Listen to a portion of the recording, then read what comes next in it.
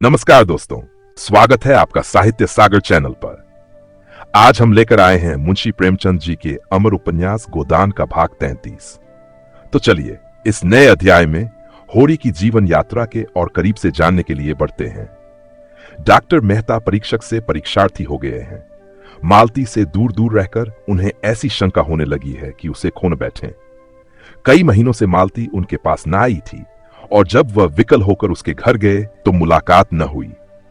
जिन दिनों रुद्रपाल और सरोज का प्रेम कांड चलता रहा तब तो मालती उनकी सलाह लेने प्राय 1-2 बार रोज आती थी, पर जब से दोनों इंग्लैंड चले गए थे उनका आना जाना बंद हो गया था। घर पर भी मुश्किल से मिलती। ऐसा मालूम होता था जैसे वह उनसे बचती है, जैसे बलपूर्वक अपने मन को उनकी ओर से हटा लेना चाहती है। जिस पुस्तक में वह इन दिनों लगे हुए थे वह आगे बढ़ने से इनकार कर रही थी, जैसे उनका मनोयोग लुप्त हो गया हो। गृह प्रबंध में तो वह कभी बहुत कुशल न थे। सब मिलकर 1000 रुपए से अधिक महीने में कमा लेते थे, मगर बचत एक धेले की भी न होती थी। रोटी दाल खाने के सिवा और उनके हाथ कुछ न था। तकल्लुफ अगर कुछ था तो वह उनकी कार थी जिसे वह खुद ड्राइव करते थे। कुछ रुपए किताबों में उड़ जाते थे, कुछ चंदों में, कुछ गरीब छात्रों की परवरिश में और अपने बाग की सजावट में जिससे उन्हें इश्क सा था। तरह तरह के पौधे और वनस्पतियां विदेशों से महंगे दामों मंगाना और उनको पालना, यही उनका मानसिक चटोरापन था, या इसे दिमागी अय्याशी कहें। मगर इधर कई महीनों से उस बगीचे की ओर से भी वह कुछ विरक्त से हो रहे थे और घर का इंतजाम और भी बदतर हो गया था। खाते 2 फुलके और खर्च हो जाते 100 से ऊपर। अचकन पुरानी हो गई थी, मगर इसी पर उन्होंने कड़ाके का जारा काट दिया। नई अचकन सिलवाने की तौफीक न हुई थी। कभी कभी बिना घी की दाल खाकर उठना पड़ता। कब घी का कनस्तर मंगाया था इसकी उन्हें याद ही न थी, और महाराज से पूछें भी तो कैसे। वह समझेगा नहीं कि उस पर अविश्वास किया जा रहा है। आखिर एक दिन जब 3 निराशाओं के बाद चौथी बार मालती से मुलाकात हुई और उसने इनकी ये हालत देखी तो उससे न रहा गया। बोली, तुम क्या आपकी जारा यूं ही काट दोगे? वह अचकन पहनते तुम्हें शर्म भी नहीं आती? मालती उनकी पत्नी न होकर भी उनके इतने समीप थी कि यह प्रश्न उसने उसी सहज भाव से किया जैसे अपने किसी आत्मीय से करती। मेहता ने बिना झेंपे हुए कहा, क्या करूं मालती, पैसा तो बचता ही नहीं। मालती को अचरज हुआ, तुम 1000 से ज्यादा कमाते हो और तुम्हारे पास अपने कपड़े बनवाने को भी पैसे नहीं। मेरी आमदनी कभी 400 से ज्यादा न थी, लेकिन मैं उसी में सारी गृह चलाती हूं और कुछ बचा लेती हूं। आखिर तुम क्या करते हो? मैं एक पैसा भी फालतू नहीं खर्च करता, मुझे कोई ऐसा शौक भी नहीं है। अच्छा, मुझसे रुपए ले जाओ और एक जोड़ी अचकन बनवा लो। मेहता ने लज्जित होकर कहा, अब की बनवा लूंगा। सच कहता हूं, अब आप यहां आए तो आदमी बनकर आए। यह तो बड़ी कड़ी शर्त है। कड़ी सही, तुम जैसों के साथ बिना कड़ाई किए काम नहीं चलता।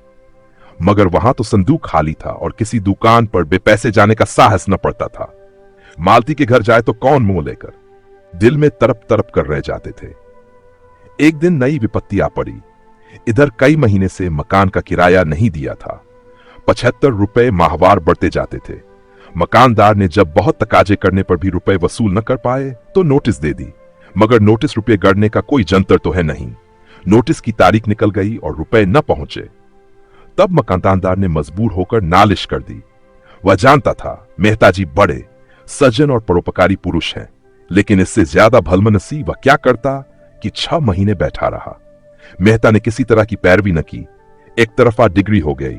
मकानदार ने तुरंत डिग्री जारी कराई और कुर्क अमीन मेहता साहब के पास पूर्व सूचना देने आया, क्योंकि उसका लड़का यूनिवर्सिटी में पढ़ता था और उसे मेहता कुछ वजीफा भी देते थे।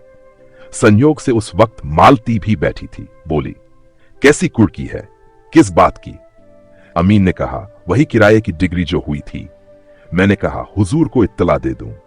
400-500 का मामला है, कौन सी बड़ी रकम है। 10 दिन में भी रुपए दे दीजिए तो कोई हर्ज नहीं। मैं महाजन को 10 दिन तक उलझाए रहूंगा। जब अमीन चला गया तो मालती ने तिरस्कार भरे स्वर से पूछा, अब यहां तक नौबत पहुंच गई। मुझे आश्चर्य होता है कि तुम इतने मोटे मोटे ग्रंथ कैसे लिखते हो। मकान का किराया 6 महीने से बाकी पड़ा है और तुम्हें खबर नहीं। मेहता लज्जा से सिर झुकाकर बोले, खबर क्यों नहीं है, लेकिन रुपए बचते ही नहीं। मैं एक पैसा भी व्यर्थ नहीं खर्च करता। कोई हिसाब किताब भी लिखते हो? हिसाब क्यों नहीं रखता? जो कुछ पाता हूं वह सब दर्ज करता जाता हूं। नहीं, इनकम टैक्स वाले जिंदा न छोड़ें। और जो कुछ खर्च करते हो वह, उसका तो कोई हिसाब नहीं रखता। क्यों? कौन लिखे? बोझ सा लगता है। और ये पोथे कैसे लिख डालते हो?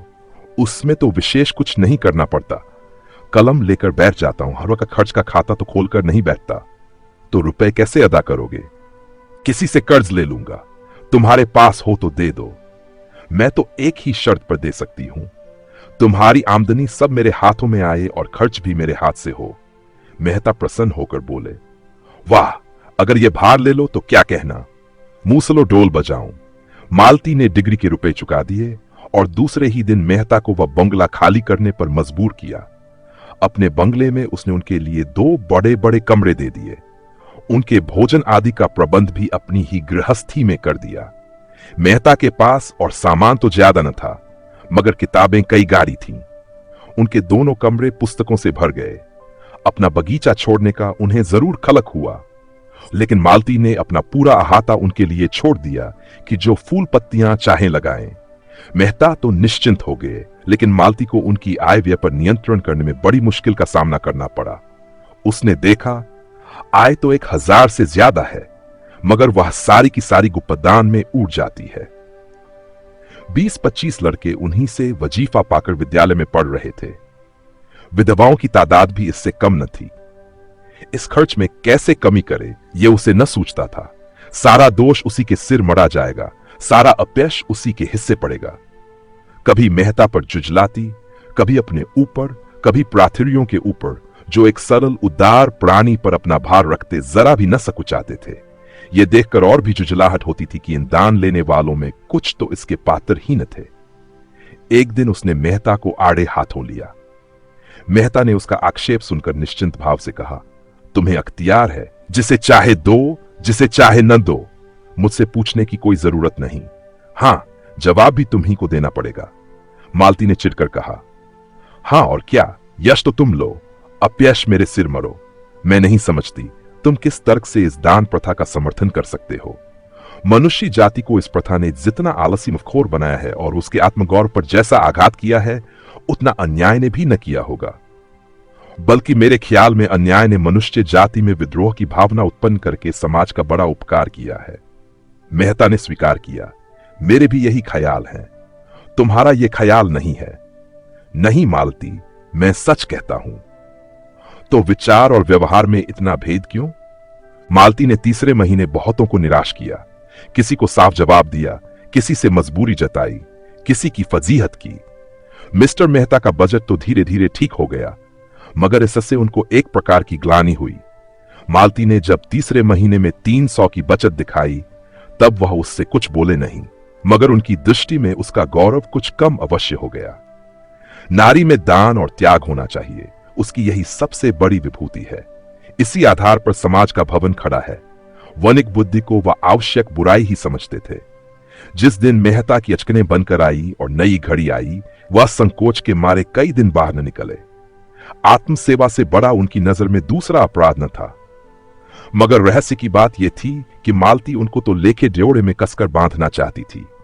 उनके धन दान के द्वार बंद कर देना चाहती थी, पर खुद जीवन दान देने में अपने समय और सदाशयता को दोनों हाथों से लुटाती थी। अमीरों के घर तो वह बिना फीस लिए न जाती थी, लेकिन गरीबों को मुफ्त देखती थी, मुफ्त दवा भी देती थी। दोनों में अंतर इतना ही था कि मालती घर की भी थी और बाहर की भी। मेहता केवल बाहर के थे, घर उनके लिए न था। निजत्व दोनों मिटाना चाहते थे।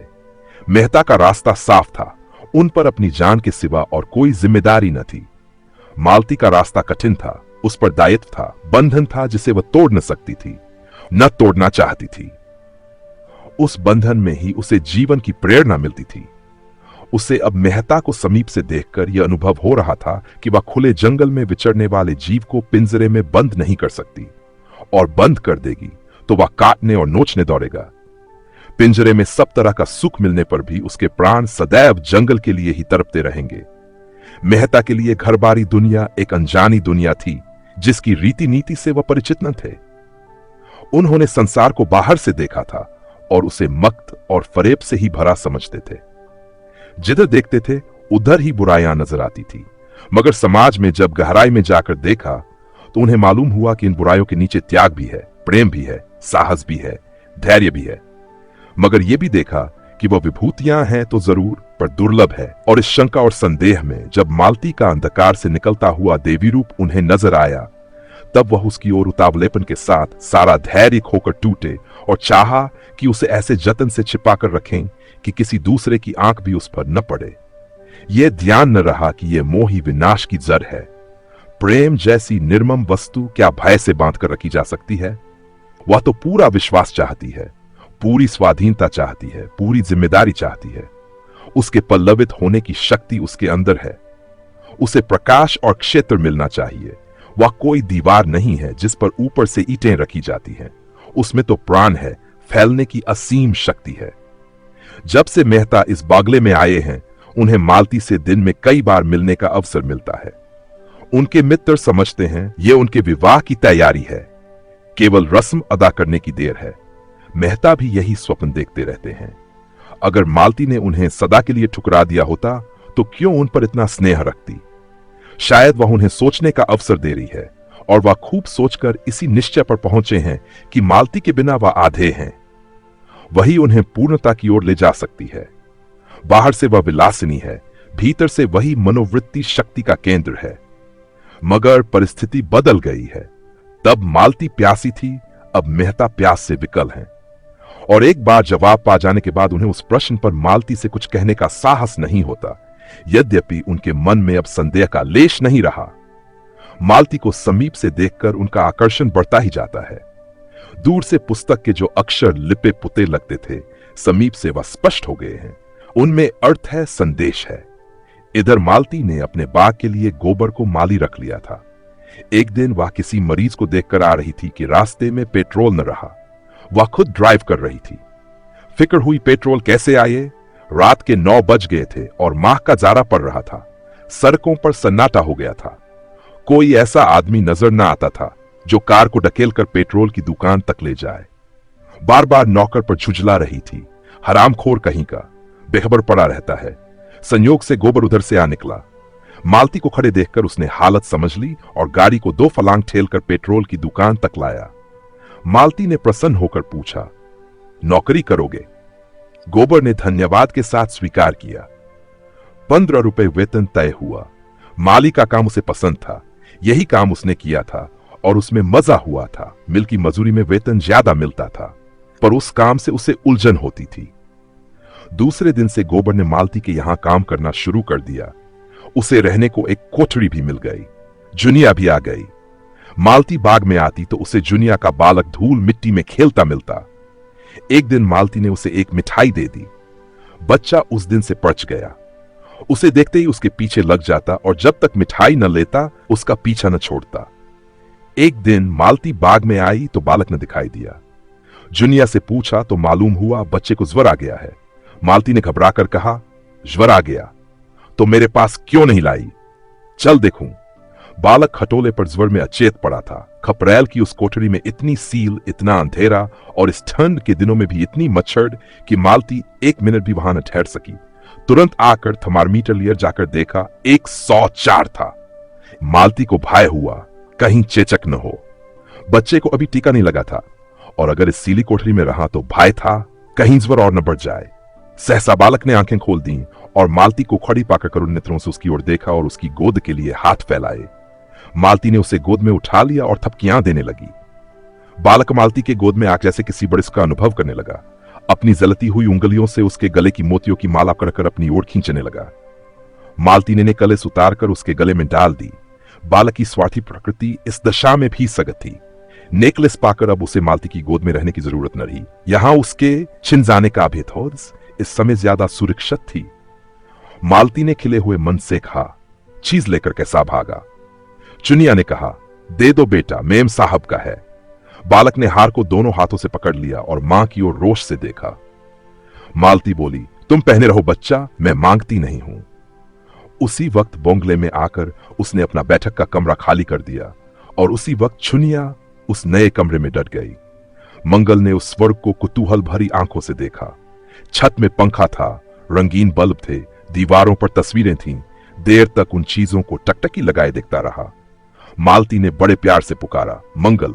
मंगल ने मुस्कुराकर उसकी ओर देखा, जैसे कह रहा हो, आज तो हंसा नहीं जाता मेम साहब। क्या करूं, आपसे कुछ हो सके तो कीजिए। मालती ने जुनिया को बहुत सी बातें समझाई और चलते चलते पूछा, तेरे घर में कोई दूसरी औरत हो तो गोबर से कह दे 2-4 दिन के लिए बुला लावे। मुझे चेचक का डर है। कितनी दूर है तेरा घर? जुनिया ने अपने गांव का नाम और पता बताया। अंदाज से 18-20 कोस होंगे। मालती को बेलारी याद था। बोली, वही गांव तो नहीं जिसके पश्चिम तरफ आध मील पर नदी है? हाँ हाँ मेम साहब, वही गांव है। आपको कैसे मालूम? एक बार हम लोग उस गांव में गए थे, होड़ी के घर ठहरे थे। तू उसे जानती है? वह तो मेरे ससुर है मेम साहब। मेरी सास भी मिली होंगी। हाँ हाँ, बड़ी समझदार औरत मालूम होती थी। मुझसे खूब बातें करती रही। तो गोबर को भेज दे, अपनी मां को बुला लाए। वह उन्हें बुलाने नहीं जाएंगे। क्यों? कुछ ऐसा कारण है। चुनिया को अपने घर का चौका बर्तन, झाड़ू बहारू, रोटी पानी सभी कुछ करना पड़ता। दिन को तो दोनों चना चबेना खाकर रह जाते। रात को जब मालती आ जाती तो जुनिया अपना खाना पकाती और मालती बच्चे के पास बैठती। वह बार बार चाहती कि बच्चे के पास बैठे, लेकिन मालती उसे न आने देती। रात को बच्चे का ज्वर तेज होता जाता और वह बेचैन होकर दोनों हाथ ऊपर उठा लेता। मालती उसे गोद में लेकर घंटों कमरे में टहलती। चौथ दिन उसे चेचक निकल आई। मालती ने सारे घर को टीका लगाया, खुद टीका लगवाया, मेहता को भी लगाया। गोबर, जुनिया, महाराज, कोई न बचा। पहले दिन तो दाने छोटे थे और अलग अलग थे। जान पड़ता था छोटी माता हैं। दूसरे दिन जैसे खिल उठे और अंगूर के दाने के बराबर हो गए और फिर कई कई दाने मिलकर बड़े बड़े आंवले जैसे हो गए। मंगल जलन और खुजली और पीड़ा से बेचैन होकर करुण स्वर में कराहता और दीन असहाय नेत्रों से मालती की ओर देखता। उसका कराहना भी प्रौढ़ों का सा था और दृष्टि में भी प्रौढ़ता थी, जैसे वह एकाएक जवान हो गया हो। इस असह्य वेदना ने मानो उसके अबोध शिशुपन को मिटा डाला हो। उसकी शिशु बुद्धि मानो सज्जान होकर समझ रही थी कि मालती ही के जतन से वह अच्छा हो सकता है। मालती ज्यों ही किसी काम से चली जाती, वह रोने लगता। मालती के आते ही चुप हो जाता। रात को उसकी बेचैनी बढ़ जाती और मालती को प्रायः सारी रात बैठना पड़ जाता, मगर वह न कभी झुंझलाती न चिढ़ती। हां, जुनिया पर उसे कभी कभी अवश्य क्रोध आता, क्योंकि वह अजजान के कारण जो न करना चाहिए वह कर बैठती।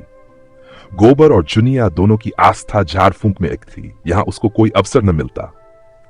उस पर जुनिया 2 बच्चे की मां होकर बच्चे का पालन करना जानती थी। मंगल दिक करता तो उसे डांटती कोसती। जरा सा भी अवकाश पाती तो जमीन पर सो जाती और सवेरे से पहले न उठती। और गोबर तो उस कमरे में आते जैसे डरता था। मालती वहां बैठी है, कैसे जाए? जुनिया से बच्चे का हाल हवाल पूछ लेता और खाकर पड़ रहता। उस चोट के बाद वह पूरा स्वस्थ न हो पाया था। थोड़ा सा काम करके भी थक जाता था। उन दिनों जब जुनिया घास बेचती थी और वह आराम से पड़ा रहता था, वह कुछ हरा हो गया था। मगर इधर कई महीने बोझ ढोने और चूने गारे का काम करने से उसकी दशा गिर गई थी। उस पर यहां काम बहुत था। सारे बाग को पानी निकालकर सींचना, क्यारियों को गोड़ना, घास छीलना, गायों को चारा पानी देना और दुहना। और जो मालिक इतना दयालु हो, उसके काम में कान चोरी कैसे करे? यह एहसान उसे एक क्षण भी आराम से न बैठने देता। और जब मेहता खुद खुरपी लेकर घंटों बाग में काम करते तो वह कैसे आराम करता? वह खुद सूखता था, पर बाग हरा हो रहा था। मिस्टर मेहता को भी बालक से स्नेह हो गया था। एक दिन मालती ने उसे गोद में लेकर उनकी मूंछ उखड़वा दी थी। दुष्ट ने मूंछों को ऐसा पकड़ा था कि समूल ही उखाड़ लेगा। मेहता की आंखों में आंसू भर आए थे। मेहता ने बिगड़कर कहा था, बड़ा शैतान लौंडा है। मालती ने उन्हें डांटा था, तुम मूंछें साफ क्यों नहीं कर लेते? मेरी मूंछें मुझे प्राणों से प्रिय हैं। अब की पकड़ लेगा तो उखाड़ कर ही छोड़ेगा, तो मैं इसके कान भी उखाड़ लूंगा। मंगल को उनकी मूंछें उखाड़ने में कोई खास मजा आया था। वह खूब खिलखिलाकर हंसा था और मूंछों को और जोर से खींचा था। मगर मेहता को भी शायद मूंछें उखड़वाने में मजा आया था, क्योंकि वह प्राय 2-1 बार रोज उससे अपनी मूंछों की रस्साक्षी करा लिया करते थे। इधर जब से मंगल को चेचक निकल आई थी, मेहता को भी बड़ी चिंता हो गई थी। अक्सर कमरे में जाकर मंगल को व्यथित आंखों से देखा करते। उसके कष्टों की कल्पना करके उनका कोमल हृदय हिल जाता था। उनके दौड़ धूप से वह अच्छा हो जाता तो पृथ्वी के उस छोर तक दौड़ लगाते। रुपए खर्च करने से अच्छा होता तो चाहे भीख ही मांगना पड़ता, वह उसे अच्छा करके ही रहते। लेकिन यहां कोई बस न था। उसे छूते भी उनके हाथ कांपते थे, कहीं उसके आबले न टूट जाए। मालती कितने कोमल हाथों से उठाती है, कंधे पर उठाकर कमरे में टहलती है और कितने स्नेह से उसे बहलाकर दूध पिलाती है। यह वात्सल्य मालती को उनकी दृष्टि में न जाने कितना ऊंचा उठा देता है। मालती केवल रमणी नहीं है, माता भी है, और ऐसी वैसी माता नहीं, सच्चे अर्थों में देवी और माता, और जीवन देने वाली, जो पराये बालक को भी अपना समझ सकती है, जैसे उसने मातापन का सदैव संचय किया हो और आज दोनों हाथों से उसे लुटा रही हो। उसके अंग अंग से मातापन फूटा पड़ता था, मानो यही उसका यथार्थ रूप हो। ये हाव भाव, ये शौक सिंगार उसके मातापन के आवरण मात्र हो, जिसमें उस विभूति की रक्षा होती रहे। रात को 1 बज गया था। मंगल का रोना सुनकर मेहता चौंक पड़े। सोचा, बेचारी मालती आधी रात तक तो जागती रही होगी, इस वक्त उसे उठने में कितना कष्ट होगा। अगर द्वार खुला हो तो मैं ही बच्चे को चुप करा दूं। तुरंत उठकर उस कमरे के द्वार पर आए और शीशे से अंदर झांका। मालती बच्चे को गोद में लिए बैठी थी और बच्चा अनायास ही रो रहा था। शायद उसने कोई न देखा था या और किसी वजह से डर गया था। मालती चुमकारती थी, थपकती थी, तस्वीरें दिखाती थी, गोद में लेकर टहलती थी, पर बच्चा चुप होने का नाम न लेता था। मालती का यह अटूट वात्सल्य, ये अदम्य मातृभाव देखकर उनकी आंखें सजल हो गईं। मन में ऐसा पुलक उठा कि अंदर जाकर मालती के चरणों को हृदय से लगा ले। अंतस्तल से अनुराग में डूबे हुए शब्दों का एक समूह मचल पड़ा। प्रिय, मेरे स्वर्ग की देवी, मेरी रानी। और उसी प्रेमोन्माद में उन्होंने पुकारा, मालती, जरा द्वार खोल दो। मालती ने आकर द्वार खोल दिया और उनकी ओर जिज्ञासा की आंखों से देखा। मेहता ने पूछा, क्या जुनिया नहीं उठी?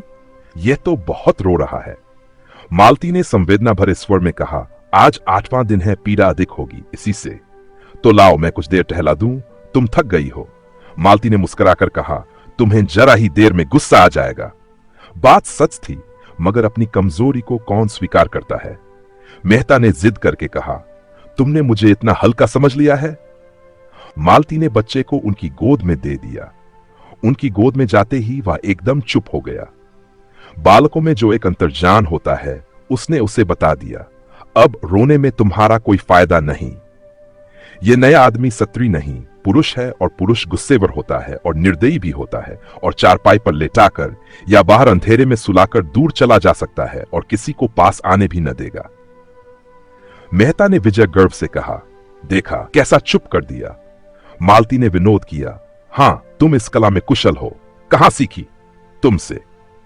मैं स्त्री हूं और मुझ पर विश्वास नहीं किया जा सकता। मेहता ने लज्जित होकर कहा, मालती, मैं तुमसे हाथ जोड़कर कहता हूं, मेरे उन शब्दों को भूल जाओ। इन कई महीनों में मैं कितना पछताया हूं, कितना लज्जित हुआ हूं, कितना दुखी हुआ हूं, शायद तुम इसका अंदाज न कर सको। मालती ने सरल भाव से कहा, मैं तो भूल गई, सच कहती हूं। मुझे कैसे विश्वास आए? उसका प्रमाण यही है कि हम दोनों एक ही घर में रहते हैं, एक साथ खाते हैं, हंसते हैं, बोलते हैं। क्या मुझे कुछ याचना करने की अनुमति न दोगी? उन्होंने मंगल को खाट पर लिटा दिया, जहां वह दबकर सो रहा, और मालती की ओर प्रार्थी आंखों से देखा, जैसे उसी अनुमति पर उनका सब कुछ टिका हुआ हो।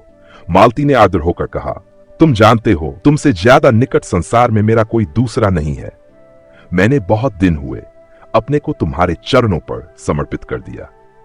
तुम मेरे पथ प्रदर्शक हो, मेरे देवता हो, मेरे गुरु हो। तुम्हें मुझसे कुछ याचना करने की जरूरत नहीं, मुझे केवल संकेत कर देने की जरूरत है। जब मुझे तुम्हारे दर्शन न हुए थे और मैंने तुम्हें पहचाना न था, भोग और आत्म सेवा ही मेरे जीवन का इष्ट था। तुमने आकर उसे प्रेरणा दी, स्थिरता दी। मैं तुम्हारे एहसान कभी नहीं भूल सकती। मैंने नदी की तटवाली तुम्हारी बातें गांठ बांध ली। दुख यही हुआ कि तुमने भी मुझे वही समझा जो कोई दूसरा पुरुष समझता, जिसकी मुझे तुमसे आशा न थी।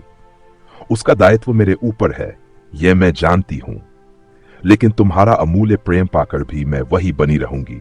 ऐसा समझकर तुमने मेरे साथ अन्याय किया। मैं इस समय कितने गर्व का अनुभव कर रही हूं, यह तुम नहीं समझ सकते। तुम्हारा प्रेम और विश्वास पाकर अब मेरे लिए कोई विशेष नहीं रह गया है। यह वरदान मेरे जीवन को सार्थक कर देने के लिए काफी है। यह मेरी पूर्णता है।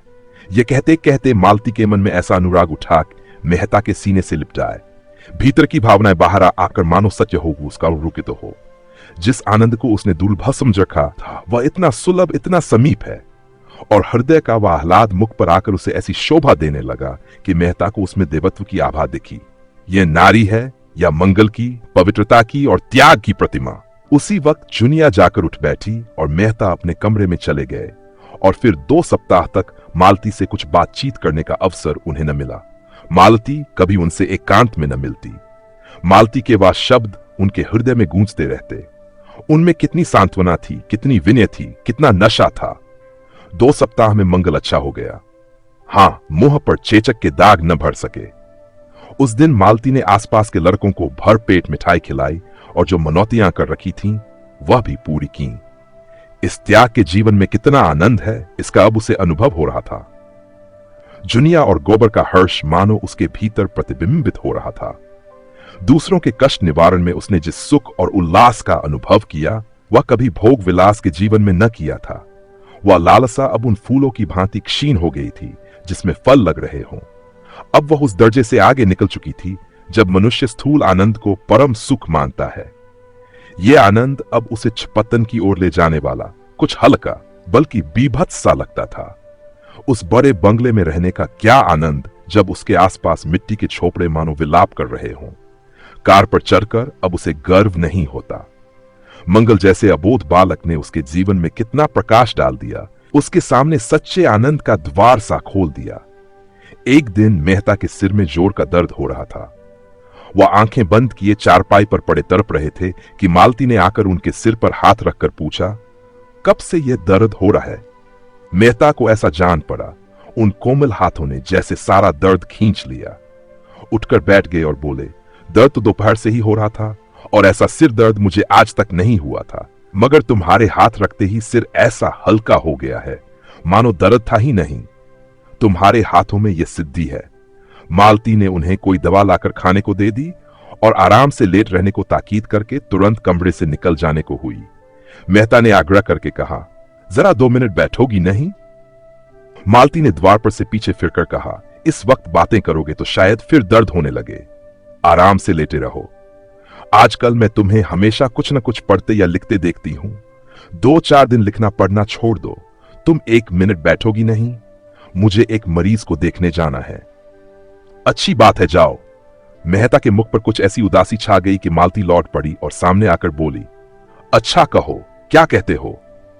मेहता ने विमन होकर कहा, कोई खास बात नहीं है। यही कह रहा था कि इतनी रात गए किस मरीज को देखने जाओगी? वही राय साहब की लड़की है। उसकी हालत बहुत खराब हो गई थी, अब कुछ संभल गई है। उसके जाते ही मेहता फिर लेट रहे। कुछ समझ में नहीं आया कि मालती के हाथ रखते ही दर्द क्यों शांत हो गया। अवश्य ही उसमें कोई सिद्धि है और यह उसकी तपस्या का, उसकी कर्मणी मानवता का ही वरदान है। मालती नारीत्व के उस ऊंचे आदर्श पर पहुंच गई थी जहां वह प्रकाश के एक नक्षत्र सी नजर आती थी। अब वह प्रेम की वस्तु नहीं, श्रद्धा की वस्तु थी। अब वह दुर्लभ हो गई थी और दुर्लभता मनस्वी आत्माओं के लिए उद्योग का मंत्र है। मेहता प्रेम में जिस सुख की कल्पना कर रहे थे, उसे श्रद्धा ने और भी गहरा और भी स्फूर्तिमय बना दिया।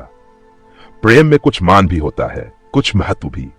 श्रद्धा तो अपने को मिटा डालती है और अपने मिट जाने को ही अपना इष्ट बना लेती है। प्रेम अधिकार कराना चाहता है, जो कुछ देता है उसके बदले में कुछ चाहता भी है। श्रद्धा का चरम आनंद अपना समर्पण है, जिसमें अहमन्यता का ध्वंस हो जाता है। मेहता का वह बृहद ग्रंथ समाप्त हो गया था जिसे वह 3 साल से लिख रहे थे और जिसमें उन्होंने संसार के सभी दर्शन तत्वों का समन्वय किया था। यह ग्रंथ उन्होंने मालती को संप्रेषित किया और जिस दिन उसकी प्रतियां इंग्लैंड से आई और उन्होंने एक प्रति मालती को भेंट की, तो वह उसे अपने नाम से संप्रेषित देखकर विस्मित भी हुई और दुखी भी। उसने कहा, यह तुमने क्या किया? मैं तो अपने को इस योग्य नहीं समझती। मेहता ने गर्व से कहा, लेकिन मैं तो समझता हूं, यह तो कोई चीज नहीं। मेरे तो अगर 100 प्राण होते तो वह तुम्हारे चरणों पर न्योछावर कर देता। मुझ पर, जिसने स्वार्थ सेवा के सिवा कुछ जाना ही नहीं, तुम्हारे त्याग का एक टुकड़ा भी मैं पा जाता तो अपने को धन्य समझता। तुम देवी हो, पत्थर की इतना और क्यों नहीं कहते? त्याग की, मंगल की, पवित्रता की। तब तुमने मुझे खूब समझा। मैं और त्याग, मैं तुमसे सच कहती हूं, सेवा या त्याग का भाव कभी मेरे मन में नहीं आया। जो कुछ करती हूं प्रत्यक्ष या अप्रत्यक्ष स्वार्थ के लिए करती हूं। मैं गाती इसलिए नहीं कि त्याग करती हूं या अपने गीतों से दुखी आत्माओं को सांत्वना देती हूं, बल्कि केवल इसलिए कि उससे मेरा मन प्रसन्न होता है। इसी तरह दवा दारू भी गरीबों को दे देती हूं, केवल अपने मन को प्रसन्न करने के लिए। शायद मन का अहंकार इसमें सुख मानता है। तुम मुझे ख्वाहम ख्वाह देवी बनाए डालते हो। अब तो इतनी कसर रह गई है कि धूप दीप लेकर मेरी पूजा करो। मेहता ने कातर स्वर में कहा, वह तो मैं बरसों से कर रहा हूं मालती, और उस वक्त तक करता जाऊंगा जब तक वरदान न मिलेगा। मालती ने चुटकी ली तो वरदान पा जाने के बाद शायद देवी को मंदिर से निकाल फेंको। मेहता संभल कर बोले, अब तो मेरी अलग सत्ता ही न रहेगी, उपासक उपास्य में लय हो जाएगा। मालती ने गंभीर होकर कहा, नहीं मेहता, मैं महीनों से इस प्रश्न पर विचार कर रही हूं और अंत में मैंने यह तय किया है कि मित्र बनकर रहना स्त्री पुरुष बनकर रहने से कहीं सुखकर है। तुम मुझसे प्रेम करते हो, मुझ पर विश्वास करते हो, और मुझे भरोसा है कि आज अवसर आ पड़े तो तुम मेरी रक्षा प्राणों से करोगे। तुम में मैंने अपना पथ प्रदर्शक ही नहीं, अपना रक्षक भी पाया है। मैं भी तुमसे प्रेम करती हूं, तुम पर विश्वास करती हूं, और तुम्हारे लिए कोई ऐसा त्याग नहीं है जो मैं न कर सकूं। और परमात्मा से मेरी यही विनय है कि वह जीवन पर्यंत मुझे इसी मार्ग पर दृढ़ रखे, हमारी पूर्णता के लिए, हमारी आत्मा के विकास के लिए। और क्या चाहिए? अपनी छोटी सी गृहस्थी बनाकर, अपनी आत्माओं को छोटे से पिंजरे में बंद करके, अपने दुख सुख को अपने ही एक रखकर क्या हम असीम के निकट पहुंच सकते हैं? वह तो हमारे मार्ग में बाधा ही डालेगा। कुछ विरले प्राणी ऐसे भी हैं जो पैरों में ये बेड़ियां डालकर भी विकास के पथ पर चल सकते हैं और चल रहे हैं। यह भी जानती हूं कि पूर्णता के लिए पारिवारिक प्रेम और त्याग और बलिदान का बहुत बड़ा महत्व है, लेकिन मैं अपनी आत्मा को उतना दृढ़ नहीं पाती। जब तक ममत्व नहीं है, अपनत्व नहीं है, तब तक जीवन का मोह नहीं है, स्वार्थ का जोर नहीं है। जिस दिन मन मोह में आसक्त हुआ और हम बंधन में पड़े, उस क्षण हमारा मानवता का क्षेत्र सिकुड़ जाएगा। नई नई जिम्मेदारियां आ जाएंगी और हमारी सारी शक्ति उन्हीं को पूरा करने में लगने लगेंगी। तुम्हारे जैसे विचारवान, प्रतिभाशाली मनुष्य की आत्मा को मैं इस कारागार में बंदी नहीं करना चाहती। अभी तक तुम्हारा जीवन यजी था, जिसमें स्वार्थ के लिए बहुत थोड़ा स्थान था। मैं उसको नीचे की ओर न ले जाऊंगी। संसार को तुम जैसे साधकों की जरूरत है जो अपनेपन को इतना फैला दें कि सारा संसार अपना हो जाए। संसार में अन्याय की, आतंक की, भय की दुहाई मची हुई है। अंधविश्वास का, कपट धर्म का, स्वार्थ का प्रकोप छाया हुआ है। तुमने वह आर्त पुकार सुनी है, तुम भी न सुनोगे तो सुनने वाले कहां से आएंगे? और असत्य प्राणियों की तरह तुम भी उसकी ओर से अपने कान नहीं बंद कर सकते। तुम्हें वह जीवन भार हो जाएगा। अपनी विद्या और बुद्धि को, अपनी जागी हुई मानवता को और भी उत्साह और जोर के साथ उसी रास्ते पर ले जाओ। मैं भी तुम्हारे पीछे पीछे चलूंगी। अपने जीवन के साथ मेरा जीवन भी सार्थक कर दो। मेरा तुमसे यही आग्रह है। अगर तुम्हारा मन सांसारिकता की ओर लपकता है, तब भी मैं अपना काबू चलते तुम्हें उधर से हटाऊंगी। और ईश्वर न करे कि मैं असफल हो जाऊं, लेकिन तब मैं तुम्हारा साथ दो बूंद आंसू गिराकर छोड़ दूंगी और कह नहीं सकती मेरा क्या अंत होगा, किस घाट लगूंगी। पर चाहे वह कोई घाट हो, इस बंधन का घाट न होगा। बोलो, मुझे क्या आदेश देते हो? मेहता सिर झुकाए सुनते रहे। एक एक शब्द मानो उनके भीतर की आंखें इस तरह खोले देता था जैसी अब तक कभी न खुली थीं। वह भावनाएं जो अब तक उनके सामने स्वप्न चित्रों की तरह आई थीं, अब जीवन सत्य बनकर स्पिंदन हो गई थी। वह अपने रोम रोम में प्रकाश और उत्कर्ष का अनुभव कर रहे थे। जीवन के महान संकल्पों के सम्मुख हमारा बालपन हमारी आंखों में फिर जाता है। मेहता की आंखों में मधुर बाल स्मृतियां सजीव हो उठी जब वह अपनी विधवा माता की गोद में बैठकर महान सुख का अनुभव किया करते थे। कहां है वह माता? आए और देखे अपने बालक की इस सुकीर्ति को। मुझे आशीर्वाद दो। तुम्हारा वह जिद्दी बालक आज एक नया जन्म ले रहा है। उन्होंने मालती के चरण दोनों हाथ से पकड़ लिए और कांपते हुए बोले, तुम्हारा आदेश स्वीकार है मालती। और दोनों एकांत होकर प्रगाढ़ आलिंगन में बौध गए। दोनों की आंखों से आंसुओं की धारा बह रही थी। तो दोस्तों, गोदान का भाग 33 यहीं समाप्त होता है। अगर आपको यह वीडियो पसंद आया हो तो कृपया लाइक करें, कमेंट करें और साहित्य सागर चैनल को सब्सक्राइब जरूर करें। जल्द ही हम गोदान का अगला भाग लेकर आएंगे।